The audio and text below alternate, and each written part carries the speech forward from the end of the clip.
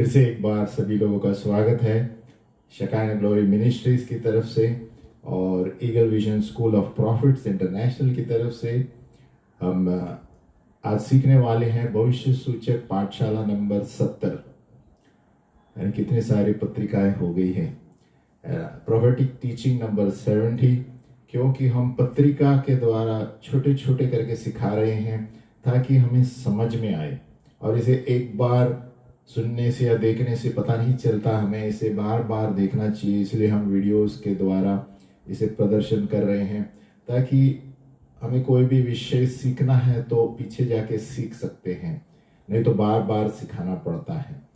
तो हम विश्वास करते हैं कि जो भी सुन रहे हैं परमेश्वर उनके जीवन में उनको प्रोत्साहित करेगा, कार्य करेगा। हम शुरू करने से पहले एक गायन लेंगे। हे प्रभु परमेश्वर,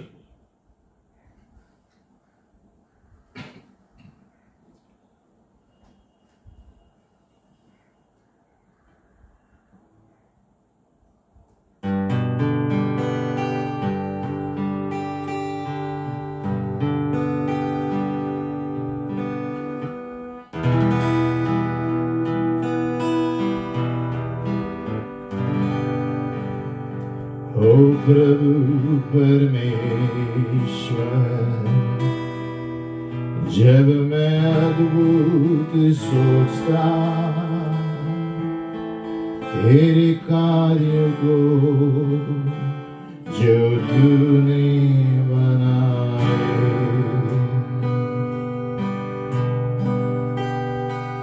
तारों को जब देखता, कड़कड़ाहट जब सुनता, तेरा सामर्थ जो सृष्टि में प्रदर्शित है, फिर गाए मेरा प्राण उद्धार करता तुझे। तू कितना महान, तू कितना महान, तेरे गाए मेरा प्राण उद्धार करता तुझे। तू कितना महान, तू कितना परमेश्वर कितना महान है। जो सृष्टि, जब हम सृष्टि पर नजर रखते हैं तो उसकी महानता नजर आती है। जब यीशु आएगा तुरियों की आवाज में, घर में ले क्या आनंद हृदय में, फिर मैं झुकूं नम्र आराधना से, घोषित करे प्रभु तू कितना महान, फिर गाए मेरा प्राण उद्धार करता तुझे। तू कितना महान, तू कितना महान, फिर गाए मेरा प्राण उद्धार करता तुझे। तू कितना महान, तू कितना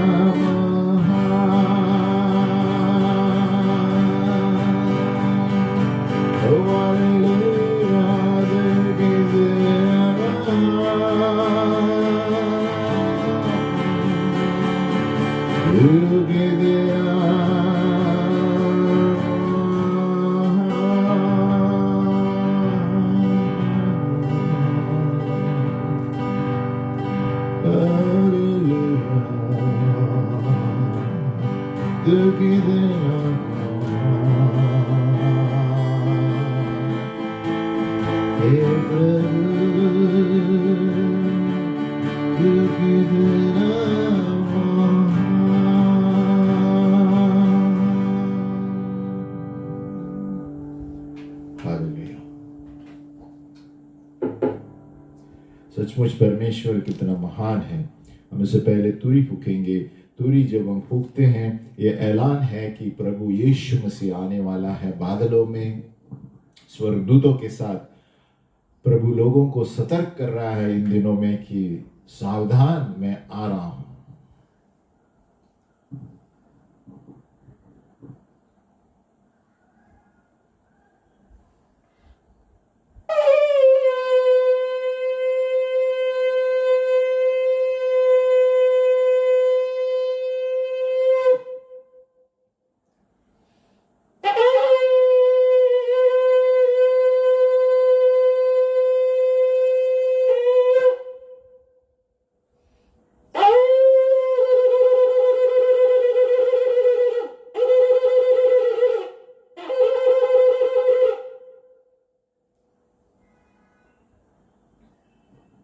हालेलुया।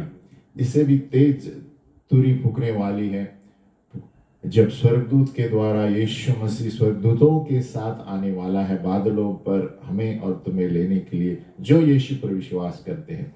आगे हम पढ़ेंगे भविष्य सूचक पाठशाला नंबर 70। आज हम भविष्यद्वक्ताओं के बारे में पढ़ रहे हैं कि उनकी बलवंतता कितनी है। हे भविष्यद्वक्ता परमेश्वर के सभी लोग उठ जाओ और अपने जगह को ले लो, क्योंकि क्या आप खड़े रहेंगे समस्याओं के बीच में? मैं भविष्यद्वक्ताओं से बात कर रहा हूं। क्या आप बलवंतता से वो बनेंगे जो आपको बुलाया गया है, यानी परमेश्वर की देह में एक अगुवा बनकर दूसरों पासवानों को दोष देना बंद करो और अपने आप को काम में लगाओ। तूफानें चल रही है, आंधियां चल रही हैं, तुम्हारे हृदय को एक करो एक नए आंदोलन के लिए जो आने वाला है। ये नया आंदोलन क्या है? नई कलीसिया, बड़ी कलीसिया या भविष्य की कलीसिया? ये आपके लिए क्या मायने रखती है? एक भविष्यद्वक्ता होने के नाते जो बुलावा आपके लिए और जो स्तर आपको दिया गया है, जो परमेश्वर ने आपको दिया है, हमें अपने मनों को बदलना है। आपको अपने मनों को बदलना है, क्योंकि आप परमेश्वर की देह में एक प्रभु के अगुवा बन के हैं और ये वक्त है बदलने का। बहुत सारा समय बीत चुका है जहां पर आपको दबाया गया, आपको बोलने नहीं दिया गया है। ये समय है कि सब कुछ बंद करने का और भविष्यद्वक्ताओं को खड़े होकर बोलने का, बलवंतता से, जो कलीसिया के लिए खड़े रहेंगे।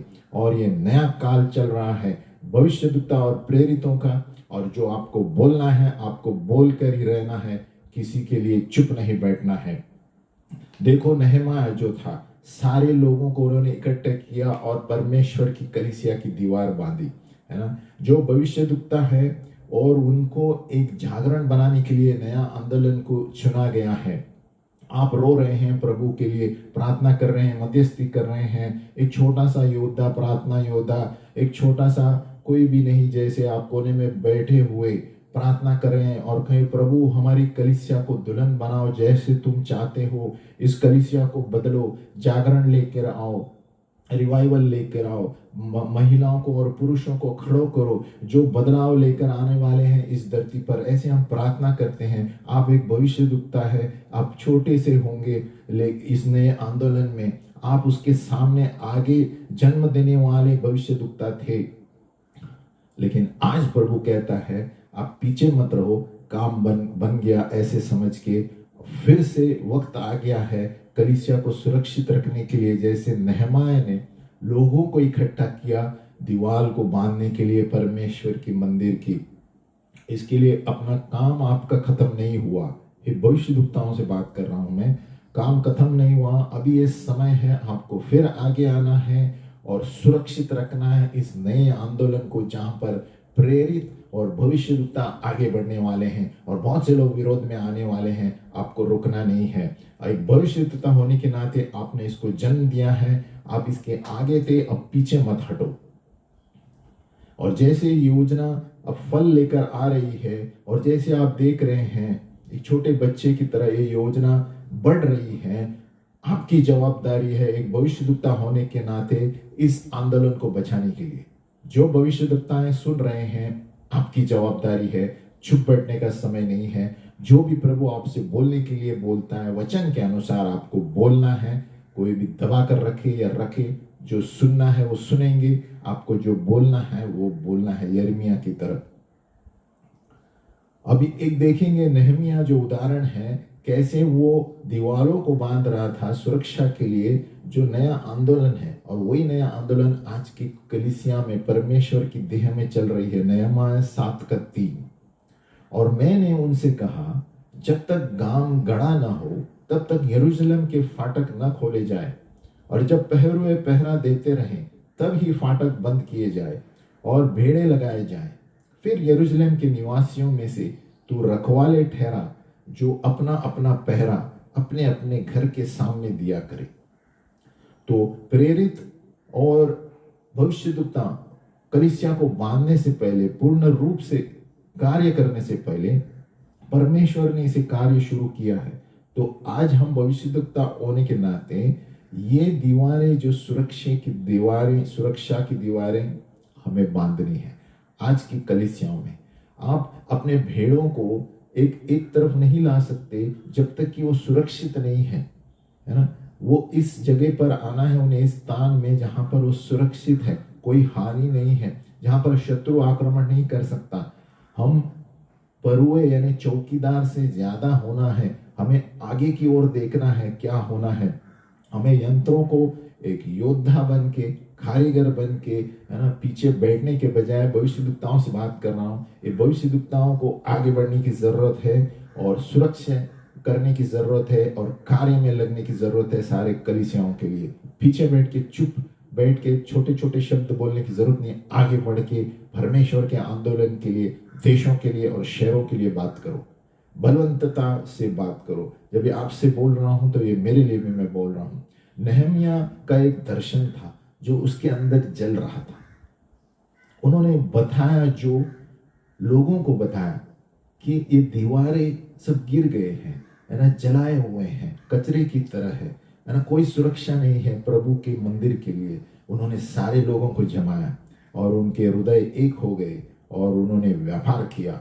बिजनेस इज बिजनेस, है ना। वो पार्टी के लिए नहीं आए थे, उन्होंने दर्शन देखा, उस दर्शन को पकड़ा और उस पर कार्य किया। और उससे पहले, सबसे पहले उन्हें साथ में आना जरूरी था। एक व्यक्ति को दीवार नहीं बांध सकता, है ना, और नहमिया अकेले नहीं बांध सकता था। इसलिए एकता की जरूरत थी, एक झुंड की जरूरत थी, एक मन, एक आत्मा, एक मकसद। और जैसे वो एक साथ आए, जोश में आए, दर्शन के द्वारा कुछ होने लगा, है ना, तो चमत्कार होने लगा।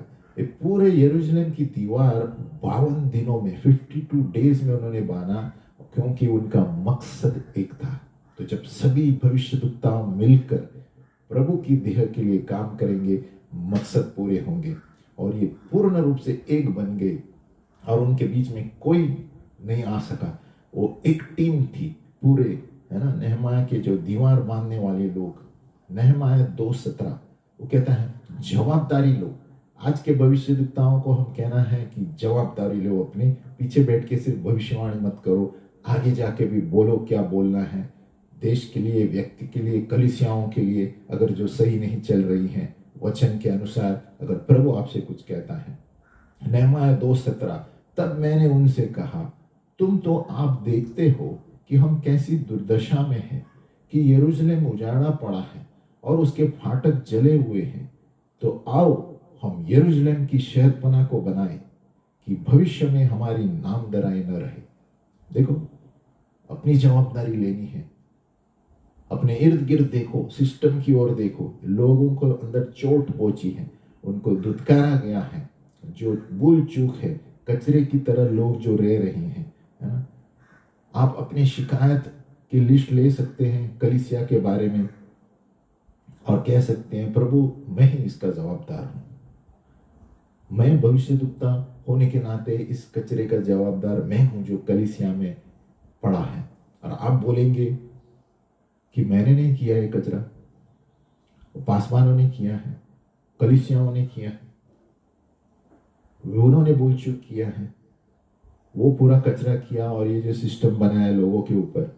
नहीं, एक भविष्यद्वक्ता होने के नाते प्रभु ने आपको एक अगुआ बन के कलीसिया में रखा है।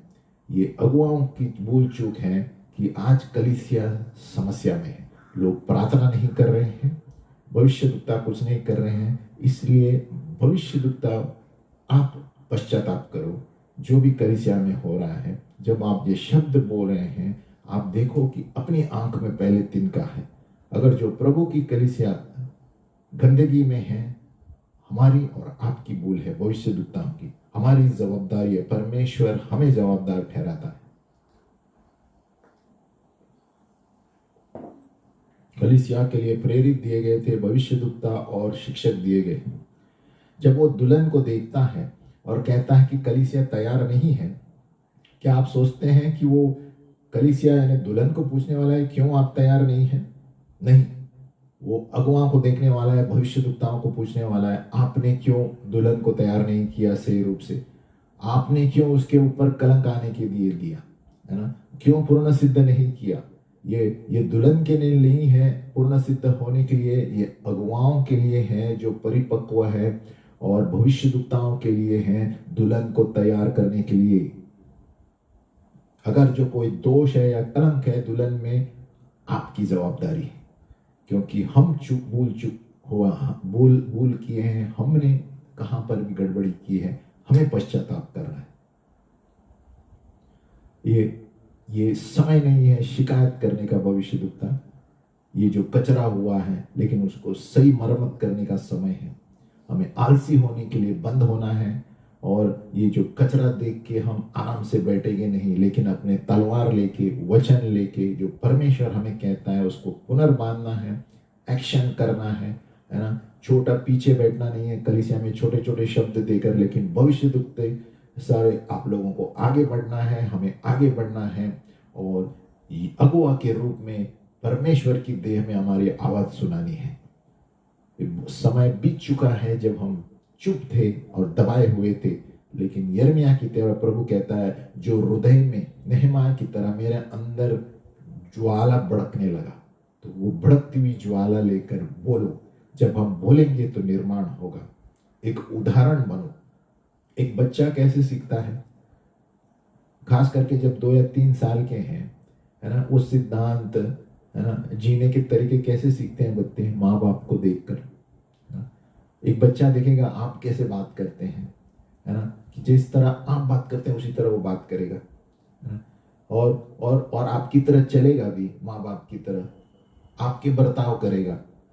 जो एक बच्चा जो है अपने माँ बाप को देखता है जैसे चलते हैं, और जैसे परिपक्व होता है वो माँ बाप के चरित्र को लेकर चलता है। तो अगर जो आप भविष्यद्वक्ता है और एकता में खड़े नहीं रह सकते दूसरे भविष्यद्वक्ता के साथ, तो परमेश्वर की देह कैसे बढ़ेगी और शांति कैसे रहेगी? परमेश्वर की देह के सामने हमें एकता होना है ना? वो सपनों को पूरा होने से पहले, और जो टूटे हुए दीवारों को मरम्मत करने से पहले, क्योंकि हमें एक छत के नीचे आना है भविष्यद्वक्ताओं, और एक उदाहरण बनना है ना? उदाहरण बनना है, क्योंकि परमेश्वर की कलीसिया आपको देखकर आगे बढ़ने वाली है कि नहीं?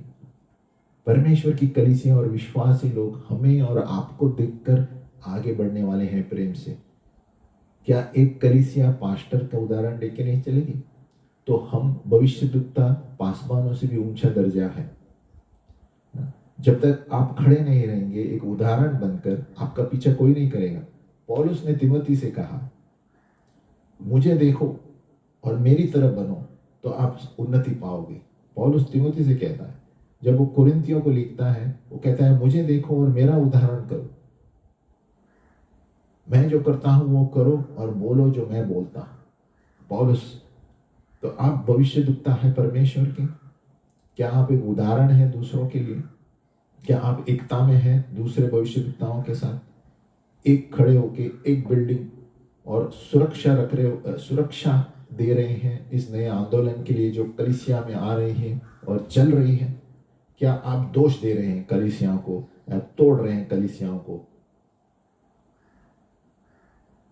अगला विषय है व्यक्तिगत बाधाओं को निकाल दो।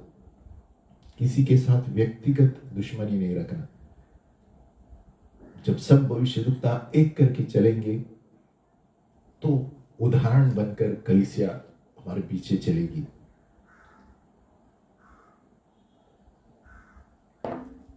अब नेहमिया का उदाहरण लो। कितने लोग आए थे दीवार बांधने के लिए? सुगंध द्रव्य बनाने वाले, परफ्यूम वाले, सोनार आए थे, व्यापार वाले आए थे, उसके बाद याजक लिवाइट्स आए थे, है ना। एक याजक और व्यापार वाला क्या संबंध क्या है प्रभु जानता है, लेकिन सब साथ में थे दीवार बांधते वक्त। और वो बड़े बड़े ऑफिशियल अफसर लोग के सामने, और सबसे नीचे वाले सबसे ऊपर वाले साथ मिलकर दीवार बांध रहे थे, और महिलाएं भी थे, और पूरे परिवार बांध रहे थे। तो ये जरूरत नहीं है हमारे बाजू में कौन है, क्या है, किस जाति का है। अगर जो वो सही हृदय से परमेश्वर के सामने काम कर रहा है, वो परमेश्वर का भविष्यद्वक्ता है और चाहता है कि सभी कलीसियाएं एक हो और सभी लोग एकता से उस आंदोलन को सुरक्षित रखे जहां पर लोग ठुकराते हैं भविष्यद्वक्ता और प्रेरितों को, है ना। हम सब भविष्यद्वक्ताओं को डर दोष से हटकर एक करके खड़ा रहना है ना। हमारे हृदयों को एक करना है। हम सुरक्षा कर देने से पहले परमेश्वर के लिए हम सबसे पहले एक होना है सब भविष्यद्वक्ताओं। वो जो दोष देना, कड़वाहट, है ना, जो नाश लेकर आती है सेवकाई, हमें सारा मकसद एक है, दर्शन एक है। ये जरूर नहीं है कि आप बपटिस्ट से आए, मेथोडिस्ट चर्च से आए, कहाँ से हैं, आप यीशु से प्रेम करते हैं, क्या आप भविष्यद्वक्ता हैं, क्या आपके पास एक दर्शन है कि परमेश्वर का राज्य पुनर्स्थापित हो। हाँ, तो हमें हाथ मिलाना है, वही महत्वपूर्ण है। परमेश्वर का राज्य ही सबसे महत्वपूर्ण है। ये परमेश्वर का राज्य मुसीबत में है आज, तो सारी घृणा, दुत्कारना, कड़वाहट बाजू में रखना। जिस तरह दीवार समस्या में थी नेहमिया के वक्त, परमेश्वर के राज्य मुसीबत में है। सब कलीसियाओं को आलसीपन से बाहर निकालो, उनको सुरक्षा दो। जहां पर भविष्यवाणी, भविष्यद्वक्ताओं और प्रेरितों का कोई महत्वपूर्णता नहीं है, वहां पर खड़े रहो सही क्या है बोलने के लिए, क्योंकि बहुत सारी कलीसियाएं प्रेरित और भविष्यद्वक्ताओं को पहचानती नहीं। तो उस वक्त खड़े रहना है, हमें सुरक्षा देना है उन भविष्यद्वक्ताओं को जिनका कोई नहीं है। क्या आपको लगता है कि दुत्कारने का शब्द एक मजबूत शब्द है कड़वाहट का? थोड़े थोड़े भविष्यद्वक्ता के इंटरनेट में आप देखेंगे और उनके आवाजें सुनेंगे दूसरों के बारे में, आप भी वो देखकर कड़वाहट बात करेंगे। उसको बाजू में रखो, उसके लिए जगह नहीं है। हमें एकता करके, एक हृदय करके वही दर्शन रखना है, वही आत्मा, क्योंकि वही परमेश्वर है और उन्होंने हमें बढ़ाया है एक ही कारण के लिए, एक ही कारण कि हम आगे बढ़े, जो परमेश्वर की कलीसिया के लिए जो वो बोलता है हम करें, एक बनकर युद्ध के लिए तैयार हो जाए। जैसे आप खड़े रहे हैं भविष्यद्वक्ता आपके भाई बहनों के साथ इस सुरक्षा देने के लिए, कलीसियाओं के लिए, युद्ध के लिए तैयार रहो। बहुत से लोगों को पसंद नहीं आएगा आप जो बोलते हैं, है ना। ये उनको योजना तैयार नहीं है जो भविष्यद्वक्ता बोल रहे हैं, है ना। वो सारी चीजें फेंकने वाला है आपके विरुद्ध। लेकिन जब आप खड़े रहेंगे और परमेश्वर की, प्रभु की चीजें घोषित करेंगे, बहुत से लोग विरुद्ध में आएंगे, लेकिन परमेश्वर का सामर्थ्य चाहिए इस जगह पर। और सबसे पहले वो करने वाला है कि सिस्टम को हिलाने वाला है और आपके विरुद्ध बोलने वाला है भविष्यद्वक्ता। इसलिए भविष्यद्वक्ताओं की एकता की जरूरत है ताकि सभी लोग मिलकर खड़े रहे जब कोई आपको दोष दे रहा है। अगर जो नेहमिया अकेला था, उसको विरोध में था, सभी लोग विरुद्ध आने वाले थे, वो हार जाता था, लेकिन वो नहीं हारा। उन्होंने सबको एक में बुलाया, सबको तलवार के साथ बोया और एक कार्य किया, और उन्होंने बर्ची और तलवार लेकर युद्ध के लिए तैयार थे, है ना। नेहमिया के पास पीछे सपोर्ट करने वाले लोग थे, है ना, दीवार बांधने के लिए। उसी तरह आज भविष्यद्वक्ता सभी लोग साथ में हो जाओ। एक पूरे भविष्यद्वक्ता आपके पीछे हैं। जब आप खड़े होकर कहेंगे ये आकाशवाणी प्रभु ने दी है, पीपल बेटर लिसन, लोग आप सुने, क्योंकि एक नहीं बोल रहा है लेकिन पूरे झुंड भविष्यद्वक्ता के वही चीजें बोल रही हैं। नेहमिया 3:5 विरोध में ऑपोजिशन, और इनसे आगे तकोइयों ने मरम्मत की, परंतु उनके रईसों ने अपने प्रभु की सेवा का जुआ अपने गर्दन पर न लिया। देखो, ऐसे लोग भी रहेंगे जो दीवार बांध रहे थे और थोड़े लोग उसमें थे रईस से जो उनको साथ नहीं दिया और उनको है ना आक्रमण किया और डराया उनको पैसों के क्षेत्र में, भूमि के क्षेत्र में। वो कहते हैं कि अगर जो इनका साथ देगा उनको बाहर फेंक दिया जाएगा, इसके लिए उन्होंने बहाने दिए, है ना।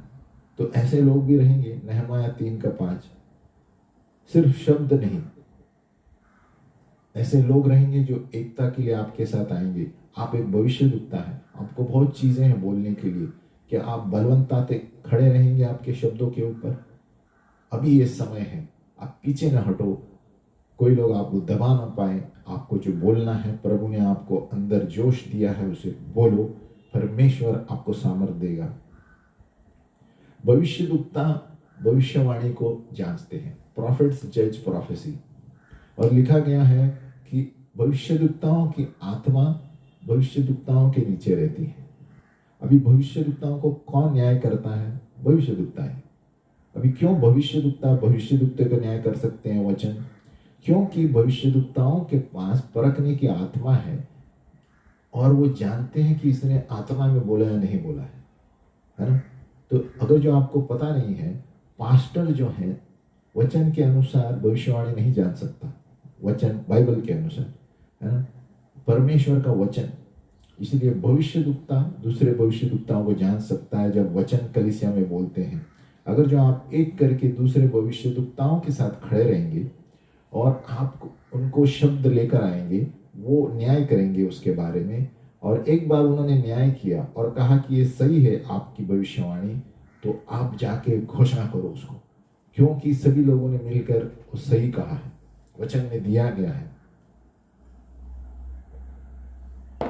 जिस तरह एक चौकीदार ऊपर खड़े रहकर दीवार से घोषित करता है कि शत्रु आ रहा है, उस तरह अगर जो आपकी कलीसिया में भविष्यवाणी पास हुई और आपके सही है तो सबको जाकर बोल दो बलवंतता से। अगर जो वो सुन नहीं रहे हैं तो उनका खून उनके हाथ पे ऊपर है। यशाया में दिया गया है, एक चौकीदार जब दीवार पे कहता है, घोषित करता है शत्रु आ रहा है और कोई सुन नहीं रहा है, तो उनका खून उनके ऊपर ही है।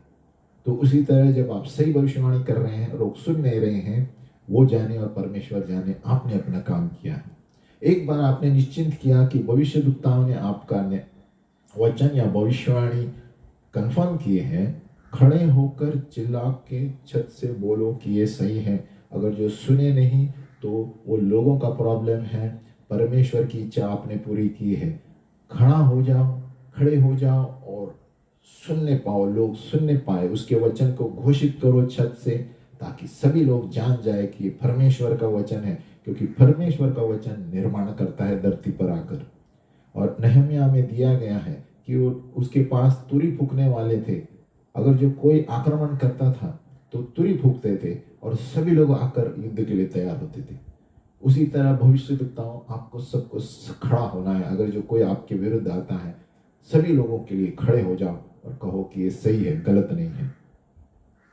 अब रिवाइवल, जागरण, भविष्यद्वक्ताओं के पास अधिकार है परमेश्वर के वचन को धरती के ऊपर घोषित करने के लिए। परमेश्वर ने अधिकार दिया है। यिर्मयाह देखो, राजाओं को जब वो बात करते थे, तीर की तरह वचन जाता था और उन्हें चुभता था, क्योंकि परमेश्वर का वचन निर्माण करता है। एक भविष्य सूचक मध्यस्थी क्या है? Prophetic intercession. 4 तरीके हैं भविष्य सूचक के मध्यस्थी। जो सामान्य मध्यस्थी होती है उससे अलग होती है।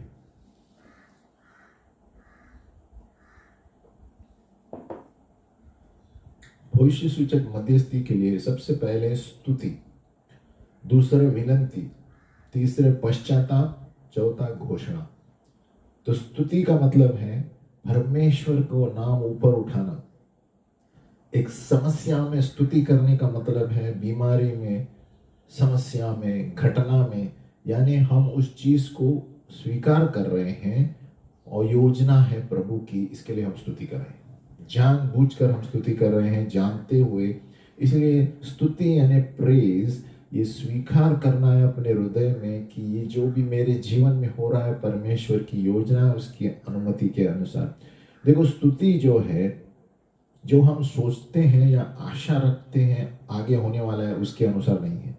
स्तुति आने वाले उपेक्षित उत्तर के लिए नहीं होता है, लेकिन स्तुति यानी अब की स्थिति जैसे है उसके लिए मैं स्तुति धन्यवाद करता हूं। लेकिन हम स्तुति नहीं कर सकते बिना धन्यवाद करते हुए, है ना। तो अगर जो हम धन्यवाद करना चाहिए, हमें खुश रहना चाहिए कि जिस चीज के लिए हम धन्यवाद, प्रभु हम धन्यवाद देते हैं इस बीमारी के लिए। आपको अजब लगेगा सुनने के लिए, लेकिन अब जब धन्यवाद देते हैं प्रभु की योजना के अनुसार, हम स्तुति कर रहे हैं। प्रभु जो भी स्थिति को आपने अनुमति दी है उसके लिए हम स्तुति करते हैं और धन्यवाद देते हैं और आनंदित होते हैं।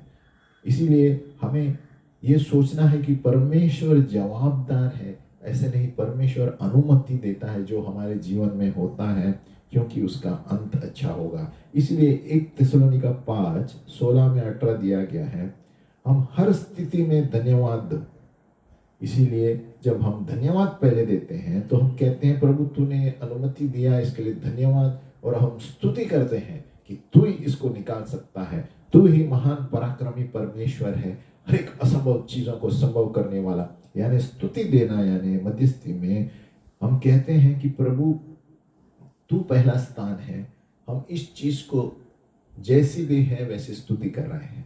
हम ये सोचकर स्तुति नहीं कर रहे हैं कि आगे ये होगा वो होगा, नहीं, जैसे भी हमारी स्थिति है हम धन्यवाद देकर स्तुति करते हैं प्रभु, क्योंकि तूने इसे अनुमति दिया है। क्योंकि आपका वचन कहता है 1 थिस्सलुनीका 5:16 में कि हर चीज में धन्यवाद दो। हम हर चीज को धन्यवाद देते हैं विश्वास के साथ। आपका वचन सर आंखों पर हुक्म मानते हैं। नंबर 2, पिटिशन, विनंती करना। हमें परमेश्वर की इच्छा मालूम करनी है। मध्यस्थी करते समय भविष्य सूचक के बारे में बोलता हूं, उसकी आवाज सुनने के लिए तैयार रहना है। और अभी समय है कि ये योजना तैयार होने के लिए, और ये भविष्यवक्ता वही करता है भविष्यवाणी के मध्यस्थी में। देखो, भविष्य सूचक मध्यस्थी अलग होती है, जो सामान्य लोग लिस्ट लेके मध्यस्थी करते हैं। भविष्य सूचक मध्यस्थी प्रार्थना करता है दूसरों की ओर से। और कैसे आप प्रार्थना कर सकते हैं दूसरे की ओर से, उसकी स्थिति बिना समझे? तो भविष्यवक्ता क्या करता है, उसकी स्थितियों में घुसने की कोशिश करता है, प्रभु इसका क्या प्रॉब्लम है ना? तो परमेश्वर कभी कभी उस मध्यस्थी वाले को ज्ञान का शब्द देगा ताकि वो जाने उस व्यक्ति में क्या हो रहा है। और वो भविष्यवक्ता असल में उस व्यक्ति के अंदर घुसता है और महसूस करता है कि उसमें क्या गुजर रही है, और तभी वो भविष्य सूचक मध्यस्थी करता है। और अभी वो स्वर्गीय क्षेत्र में प्रार्थना करने शुरू करता है, परमेश्वर इस व्यक्ति का ये प्रॉब्लम है, तो मुझे बता इसको क्या शब्द दूं, ये बीमारी है, ये पीड़ा है ना। और कभी कभी वो मध्यस्थी करने वाला उस व्यक्ति की पीड़ा अपने ऊपर आती है और वो आहें भरकर प्रार्थना करता है, जो समझ में नहीं आता उसको, क्योंकि उसको पता है उसके अंदर क्या गुजर रही है। ये भविष्य सूचक मध्यस्थी है कि जैसे वो, यानी मैं स्वयं उसके पैरों में हूँ, उसके अंदर में हूँ, वो जो महसूस कर रहा है मैं वो दर्द को महसूस कर रहा हूँ, और उसके अनुसार मैं आहे भरकर प्रार्थना कर रहा हूँ। यानी प्रॉक्सी, जैसे हम बोर्ड मीटिंग में जा नहीं सकते, दूसरे की ओर से हम खड़े होते हैं, वैसे हम उसकी ओर से खड़े हो रहे हैं उस बीमारी के लिए, क्योंकि हम जान गए हैं पिता परमेश्वर से उसके अंदर क्या गुजर रही है।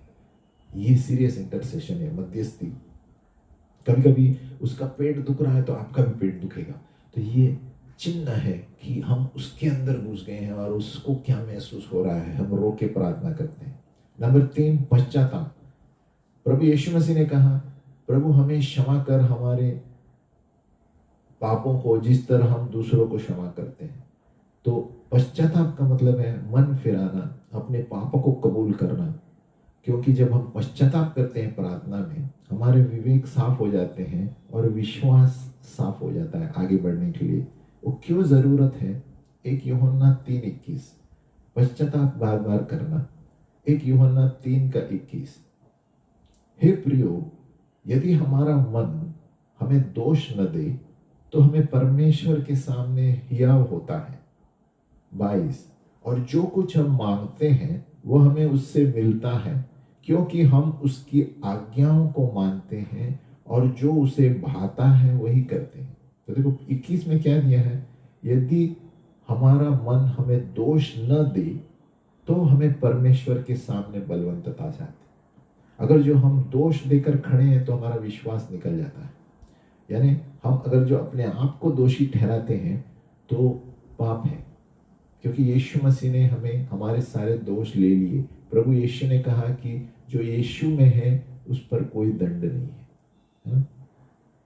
तो भविष्य सूचक मध्यस्थी दूसरे की ओर से जब हम पश्चाताप करते हैं, है ना, पहले के भविष्यद्वक्ता जो थे डैनियल, वो उपवास करते थे दूसरों के लिए और उनके पापों को कबूल करते थे, देशों के पापों को कबूल करते थे। तो एक भविष्य सूचक मध्यस्थी जो है वो एक बोझ लेगा देश के पाप का, लोगों के पाप का, है ना, और प्रार्थना में प्रभु के पास रखेगा। और कभी कभी हमारे पास सामर्थ है दूसरों के पापों के लिए प्रार्थना करने के लिए, उसको कहते हैं मध्यस्थ, भविष्य सूचक मध्यस्थी। इसलिए पश्चाताप करना जरूरी है। जब पश्चाताप करते हैं तो हम मुक्त हो जाते हैं और विश्वास बढ़ता है और हियाव के साथ प्रभु के सामने हम सामने आ सकते हैं। There is now no condemnation those who are in Christ Jesus. अगर जो आपका हृदय आपको दोषी ठहराता है, उसका मतलब आप कुछ गलत समझ रहे हैं, आपका हृदय फ्री नहीं है ना, और तब आप प्रार्थना नहीं कर सकते। इसलिए पश्चाताप करने से हम जानते हैं यीशु के लहू ने हमें मुक्त किया है, हमारे सारे पापों को धो दिया है। तो तब हमारे अंदर की आत्मा मुक्त हो जाती है ना। इसलिए एक यूहन्ना 3 क्या कहता है, और जो कुछ हम मांगते हैं वो हमसे मिलता है क्योंकि हम उसकी आज्ञाओं को मानते हैं और जो उसे बाता है वही करते हैं, है ना। हमारा मन हमें दोष न दे तो हमें परमेश्वर के सामने हिया, यानी अगर जो हमारा मन हमें दोष देता है तो हम कहाँ नहीं तो कहीं पश्चाताप नहीं कर रहे हैं, या तो हमारे मन अभी तक प्रभु यीशु मसीह के प्रेम को नहीं जान सके। तो भविष्य सूचक मध्यस्थी ये होता है, वो दूसरों के लिए प्रार्थना करता है, उनकी ओर से पश्चाताप करता है। और हमें भी जब हम प्रार्थना करते हैं पहले पश्चाताप करना चाहिए। प्रभु अगर जो कोई भूल चूक हुई, हमने कुछ गलत किया, जाने अनजाने में माफ कर दे, तब हम मन में मुक्त हो जाते हैं। इसलिए कभी हमारे अंदर कोई दोष नहीं लगना चाहिए क्षमा मांगने के बाद, वो शैतान की ओर से है। क्योंकि एक बार क्षमा मांगते हैं, प्रभु क्षमा करता है, फिर हमारा विश्वास बढ़ता है। और शैतान कोशिश करता है हमारा विश्वास न बढ़े, इसलिए वो हमको दोषी ठहराएगा, नहीं तूने ये नहीं बताया, वो नहीं बताया। लेकिन यीशु मसीह हमारे हृदयों को जानता है। आमीन। श्रापों को तोड़ना, दूसरों के भविष्य सूचक मध्यस्थी में हम श्रापों को तोड़ सकते हैं। अलग अलग तरीके के पाप है ना, जो लोग जकड़े हुए हैं, है ना। श्राप है, पीढ़ी के श्राप परिवारों में, है ना, और लोगों में श्राप है।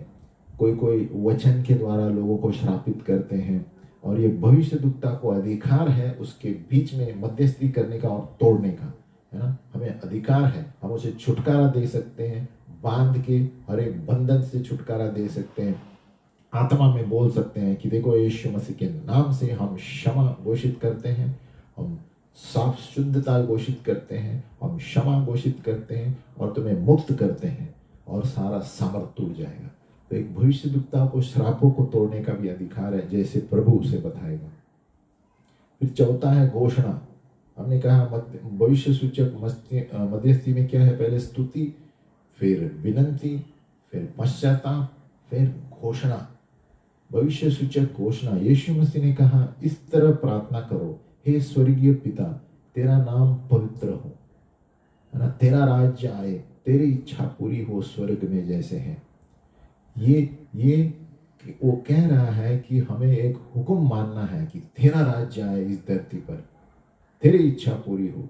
जब हम सिंहासन पर बैठे हैं और मध्यस्थी कर रहे हैं, हम घोषित कर रहे हैं कि परमेश्वर का राज्य आए, है ना, हम उसके मुंह बनते हैं। यशायाह 55:11, हम उसके मुंह बनते हैं, और जब हमारे मुंह से शब्द निकलता है, समझ लो कि वो तीर की तरह जाएगा और कार्य करेगा। इस सभाओं में बहुत से वक्त होता है जब एक वचन आता है कि इसके लिए वो वचन चुभता है उस व्यक्ति को और घुटने टेकता है। क्या आप जानते हैं कि क्या जवाबदारी है एक भविष्य सूचक मध्यस्थी पर, है ना, मध्यस्थी करने वाले, जब वो मुंह खोलता है वो धरती के ऊपर वचन के अनुसार कार्य करता है ना, और सही समय में सही चीजें बोलता है। ये पावर है एक भविष्य सूचक मध्यस्थी का, यानी सब जो वचन बोलते हैं। और एक भविष्य सूचक मध्यस्थी ये बुलाया गया है उसके वचन धरती में बोलने के लिए। इसीलिए भविष्य सूचक मध्यस्थी करने वाले अलग किस्म में लोग कभी नाचते जोश में मध्यस्थी करते हैं और उसकी रीमा शब्द बोलते हैं परमेश्वर के अनुसार उस व्यक्ति में या उस देश में या उस परिवार में।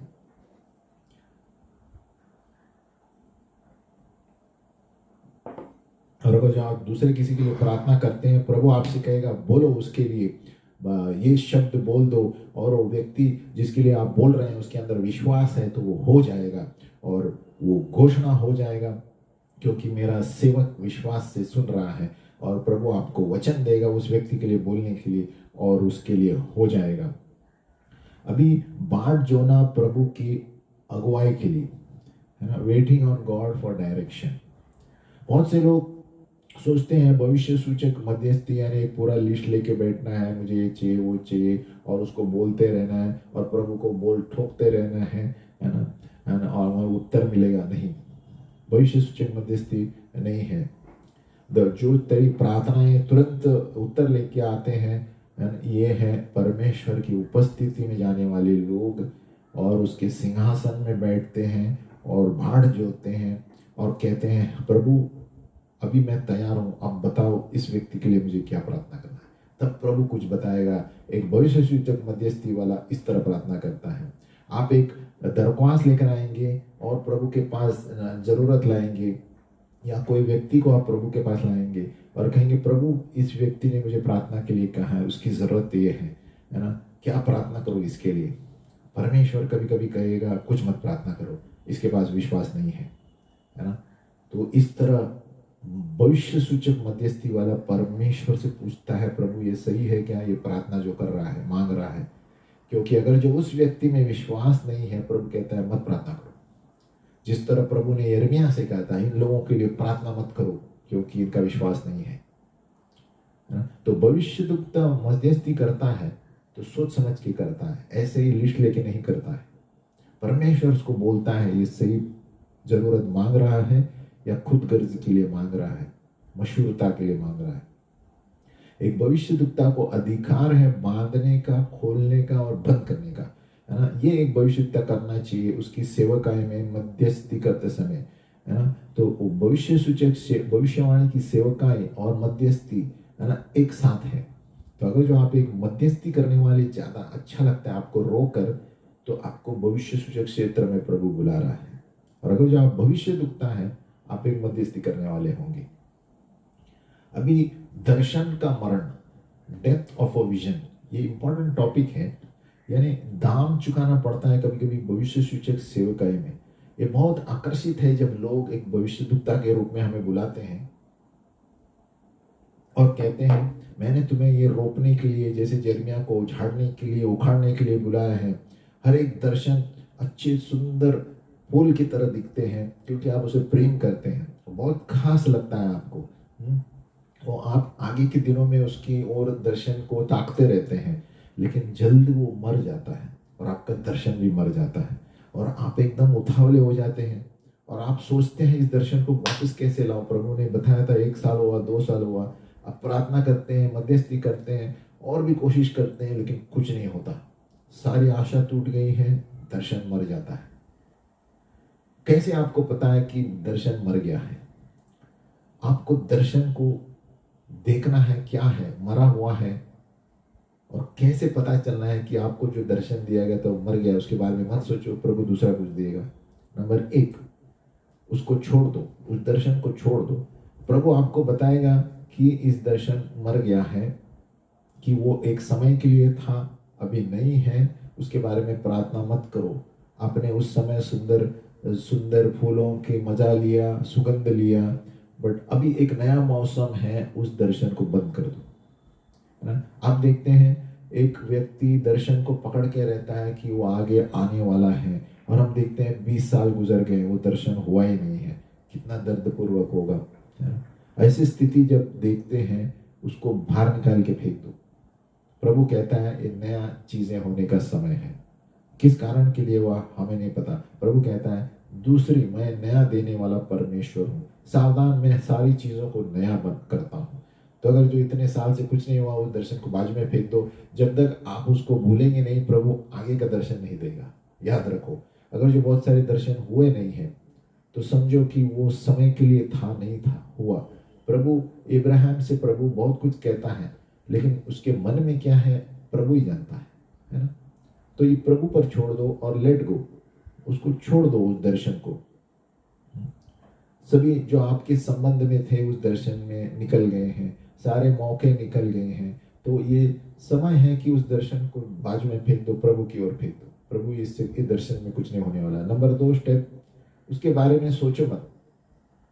अगर जो उसके बारे में, दर्शन के बारे में सोचोगे तो नहीं हुआ है, वो दर्द पूर्वक होगा।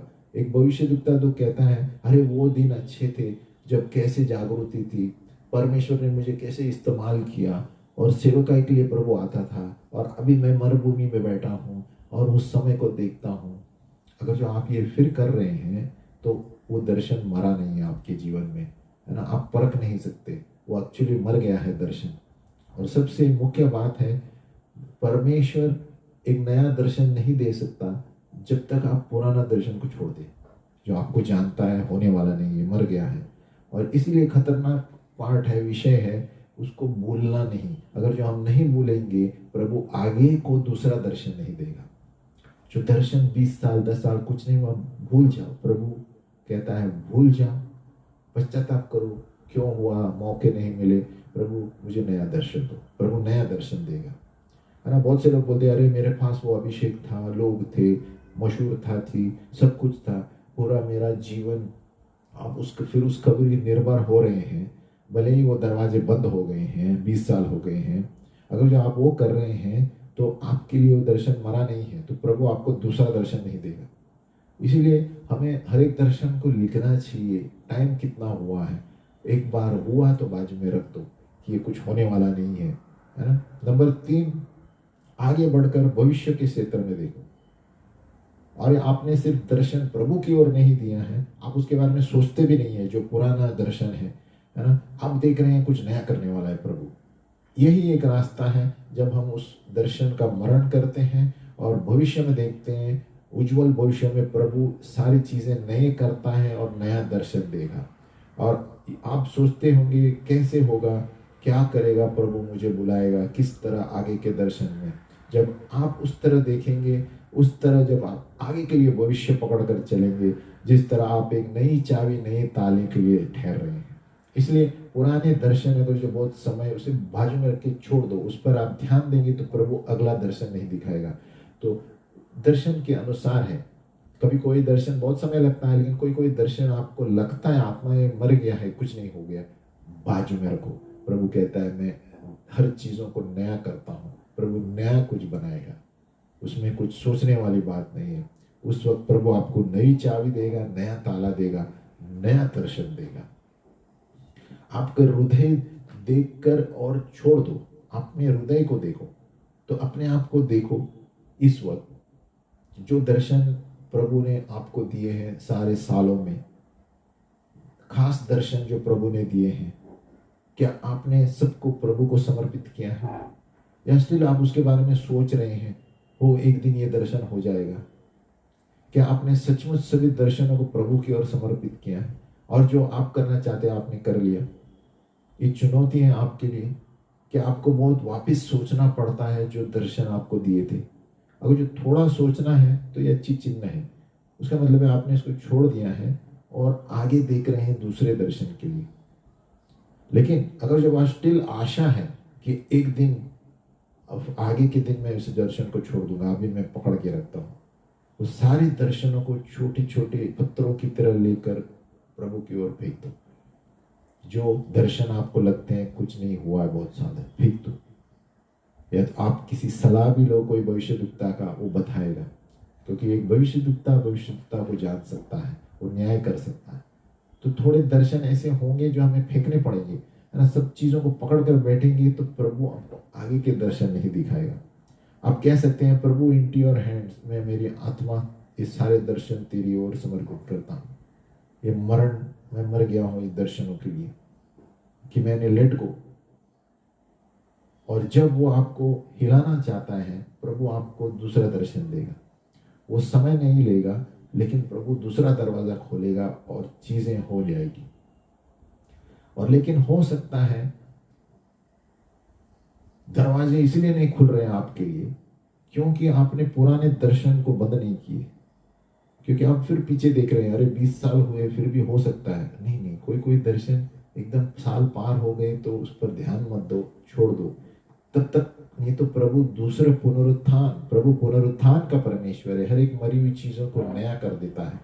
तो मरी हुई चीजों को बाजू कर दो, प्रभु पुनरुत्थान में कुछ नया देगा आपको, है ना। और फिर पुनरुत्थान की तरफ प्रभु की ओर देखो, प्रभु कुछ मुझे नया दो। वो दर्शन 20 साल हुए कुछ नहीं हुआ, ये प्रभु ही जानता है। इसलिए दूसरे भविष्यद्वक्ताओं की भी सलाह लो कि ये मैंने लिख कर रखा है, ये हुए नहीं है, उस पर ज्यादा ध्यान मत दो, नहीं तो वो शैतान आपको उस पर पकड़वा कर रखेगा और आप दुखी होंगे, ये पूरा नहीं हुआ, 20 साल हुए दर्शन। इसलिए कोई कोई ऐसे दर्शन है जब उसे प्रभु कहता है छोड़ दो और नए के पीछे भागो। कभी कभी हमें समझ में नहीं आता क्यों आया था, क्या हुआ, मैंने कोशिश की। तो एक मरे हुए दर्शन का ये विषय है कि हमें दर्शन मरा है, आपको लगता है कुछ नहीं हो रहा है, उसको बाजू में रखो। उसको बार बार सोचने से हम आगे दूसरे नए दर्शनों में नहीं बढ़ सकते, या प्रभु दूसरा दरवाजा नहीं खोलेगा। हम प्रार्थना करेंगे। हे पिता परमेश्वर, हम धन्यवाद देते हैं प्रभु कि तू मरी हुई चीजों को खोलने वाला परमेश्वर। जब एक चीज मरी हुई है तो तू दूसरा दरवाजा खोलता है, नया ताला, नई चाबी हमें दे प्रभु। यीशु के नाम में हम प्रार्थना करते हैं प्रभु। जो भी भविष्यद्वक्ता है, हम बलवंतता का स्टैंड ले, बलवंतता का होकर खड़ा रहे, और जो कलीसिया के लिए सुरक्षा चाहिए, हम सारे भविष्यद्वक्ता एक होकर हर एक उन भविष्यद्वक्ताओं को सहायता देंगे जो अकेले हैं प्रभु। यीशु के नाम में प्रार्थना करते हैं, आमीन। हम अंत करेंगे उसी गायन को लेकर कि हे प्रभु परमेश्वर, तू यहोवा है। जब तेरी स्तुति करेंगे, तू सारी चीजों को हिलाता है।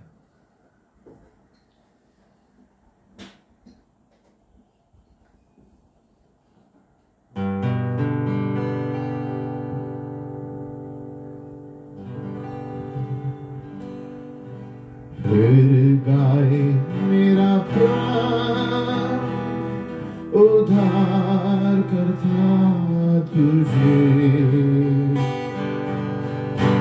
तू कितना महान,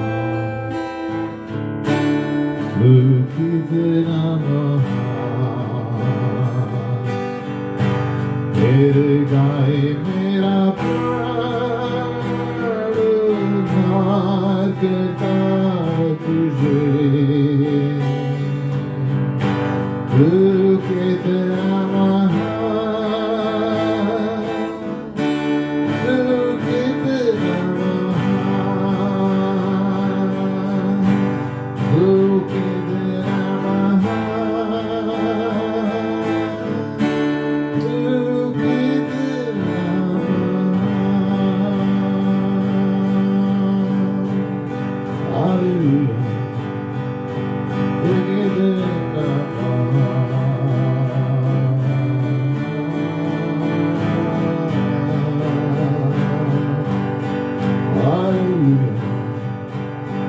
तू कितना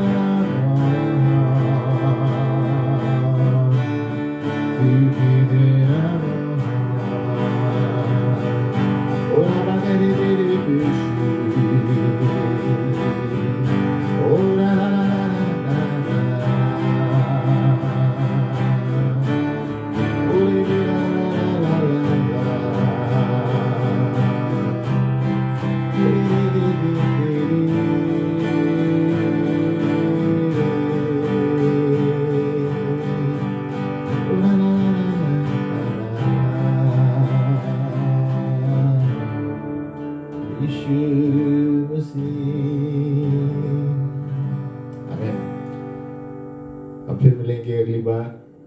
तब तक के लिए प्रभु की शांति आपके घर में बनी रहे, आपके अंदर बनी रहे, और प्रभु तंदुरुस्त और सलामत रखे उसकी सेवकाई के लिए। आमीन।